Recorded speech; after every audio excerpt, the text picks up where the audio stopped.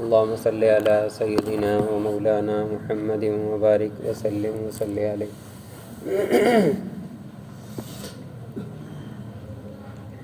عن عبد الله بن سلمان رحمه الله أن رجلا من أصحاب النبي صلى الله عليه وسلم حدثه قال: لما فتحنا خيبر أخرجوا غنائمهم من المتاع والسبي فجعل الناس يبتاعون غنائمهم، فجاء رجل فقال: يا رسول الله، لقد ربحت ربحا ما ربح اليوم مثله أحد من أهل هذا الوادي.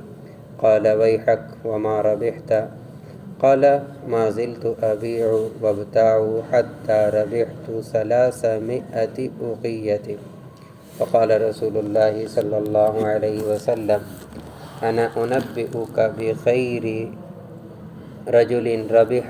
قال: ما هو يا رسول الله؟ قال: ركعتين بعد الصلاة، أو كما قال النبي صلی اللہ علیہ وسلم. حضرت عبداللہ ابن سلمان رحمہم اللہ یہ فرماتے ہیں کہ مجھے ایک رسول اللہ صلی اللہ علیہ وسلم کے صحابہ میں سے ایک صحابی نے یہ بات بیان کی کہ جب خیبر فتح ہوا، اور یہ بہت بڑی فتح تھی مالی لحاظ سے، معاشی طور پر جو استحکام آیا ہے مدینہ منورہ میں رسول اللہ صلی اللہ علیہ وسلم کے زمانے میں، وہ آیا ہے خیبر کے موقع پر. یعنی ان کے بہت بڑے بڑے باغات بھی بہت تھے، اور قلعوں کے اندر بھی ان کا بہت بڑا مال رکھا ہوا تھا.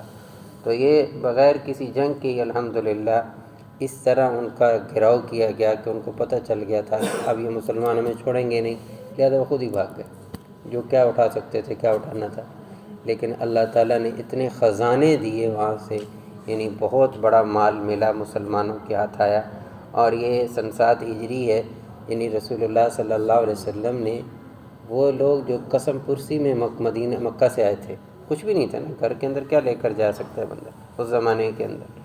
تو یعنی کہ 6 سال رہے، 7ویں سال میں اللہ نے ایسی بہاریں دکھائیں، معاشی لحاظ سے ایسا استحکام آیا کہ جو آج تک نظر آ رہا ہے مسلمانوں کا. تو یہاں ایک صحابی نے اپنی ایک بات نقل کی، وہ انہوں نے اپنا قصہ واقعہ سنایا. تو رسول اللہ صلی اللہ علیہ وسلم نے اپنے صحابہ کی تربیت کیا فرمائی، یہ خلاصہ ہے اس حدیث کا. اب حدیث کا ترجمہ یہ ہے کہ وہ کہنے لگے خیبر جب فتح ہوا، اخرجوا غنائم من المتاع والسبی، تو رسول اللہ صلی اللہ علیہ وسلم نے جو مال غنیمت آیا وہ لوگوں کے درمیان تقسیم فرمایا. تو وہ صحابی کہنے لگے کہ میرے حصے میں جو چیزیں آئی، اسی طرح لوگ پھر ایسا ہوتا تھا میرے حصے میں جو چیز آپ نے دے دی کسی اور کی چیز میں، یوں تقسیم ہو گیا نا. جب تقسیم ہو گیا تو کچھ چیزیں ایسی ہوتی ہیں جو بندے کے اپنی ضرورت کی نہیں ہوتی. بندہ کہتا ہے چلیں اس کے بدلے میں کوئی اور چیز لے لوں یہیں پر ہی. تو وہ کہتے ہیں فجعل الناس یبتاعون، اسی جگہ پر لوگوں نے خرید و فروخت شروع کر دی. کوئی چیز بیچ رہا تھا، کوئی لے رہا تھا، یہ شروع ہو گیا.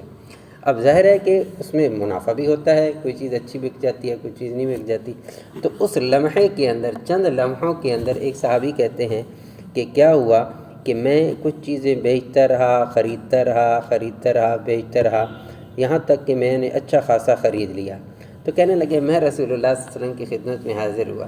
میں کہنے لگا یا رسول اللہ کہ ربحت ربحا ما ربح اليوم مثله احد، آج جو میں نے فائدہ مند، جتنا میں نے آج کی کمائی کی ہے نا، اس وقت جتنے لوگ موجود ہیں اس سے زیادہ کمائی کسی نے نہیں کی، میں نے بہت کمایا ہے. تو رسول اللہ صلی اللہ علیہ وسلم نے فرمایا بھائی حق ما ربحت، بتا تو صحیح کتنا نفع کمایا. یعنی کہ زیادہ سے زیادہ لے لیں، میکسیمم لگا لیں، 3-4 گھنٹے لگا لیں، 3-4 گھنٹوں میں تو نے کتنا کما لیا ہے. تو اب سنیے گا وہ کیا کہتے ہیں. کہنے لگے یا رسول اللہ، میں خریدتا رہا، بیچتا رہا، مال کو آگے بڑھاتا رہا، حتی ربحت 300 اوقیہ، مجھے 300 اوقیہ چاندی کا نفع ہوا.